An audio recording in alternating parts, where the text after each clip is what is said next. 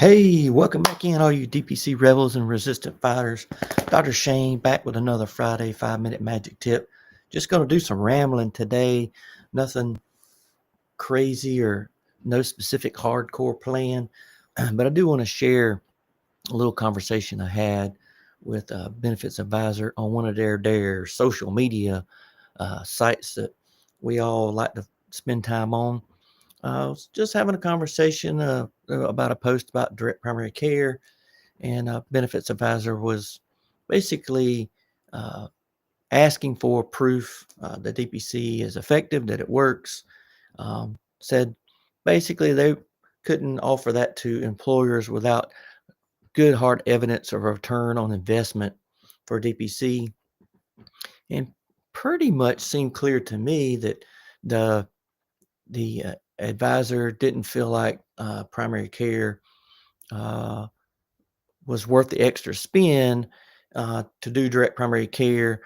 Made it clear that employers, they're if they're in a traditional model and they're doing regular fee for service insurance based BUCA plans, uh, that their spend, we know the spend's only 4 or 5% of the total spend is going to be on primary care, and they seem kind of happy with that.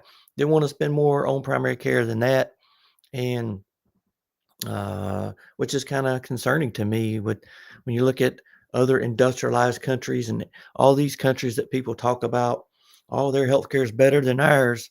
They spend 3 to 4 times what we spend on primary care. But when you talk about direct primary care and really providing full spectrum primary care in a direct primary care model, some people just don't see the advantage of paying that extra money, and they begin to say, "Oh, well, there'll be a lot of people who won't partake in that primary care, and it'll just be wasted money for the employer." Not to mention there's a lot of people who never use their insurance anyway, so you're paying for that, and and nobody's using it. So it's sort of confusing to me, um, how some folks really want proof, hard evidence. We want a hard study proving the viability of direct primary care.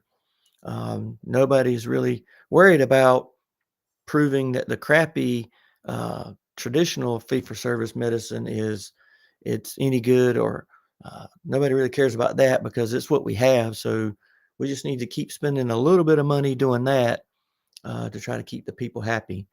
So it's mind-boggling to me. We have evidence in communities. We know that the more primary care physicians are in the community, the better the health is. We know that a person who has a primary care physician has better health, lives longer. We know all this information. We spend more on primary care, we get more benefits, we save money.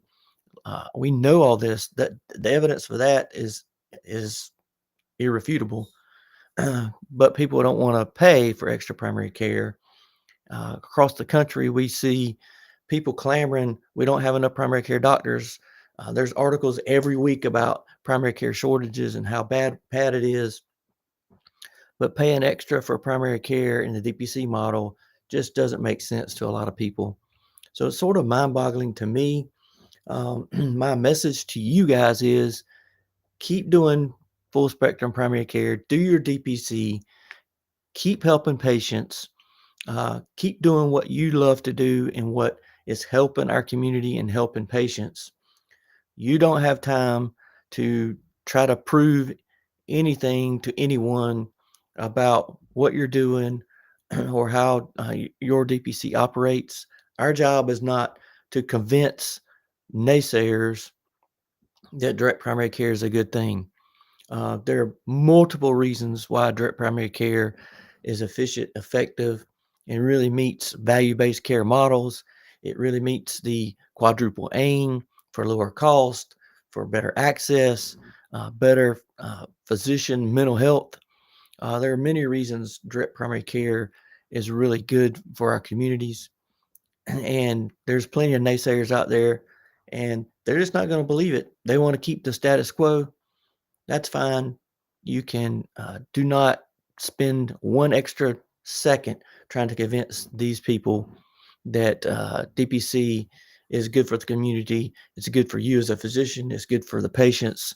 It increases access, decreases ER visits, urgent care visits, because they want hard proof. And even though there's proof out there, we know there's studies out there. There's been studies done.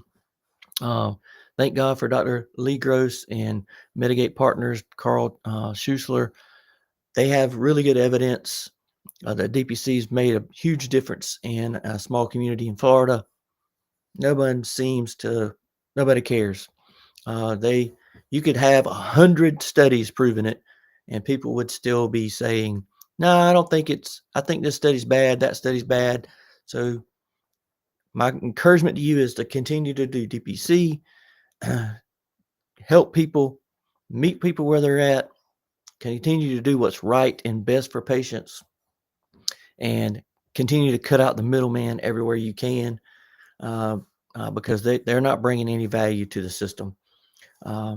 Hope this is helpful. It's been a kind of a rant today, kind of just off the top of my head, but did want to share that with you. There are people out there on social media that will love to argue with you and complain about DPC randomly. Don't let it get to you. Say your piece and keep helping patients, because that's what we're here to do. Hope you guys have a great weekend. Stay bundled up. It's been freaking cold. And we'll see you right back here next week, hopefully, on another Friday 5-minute magic tip. Until then, you guys keep the deep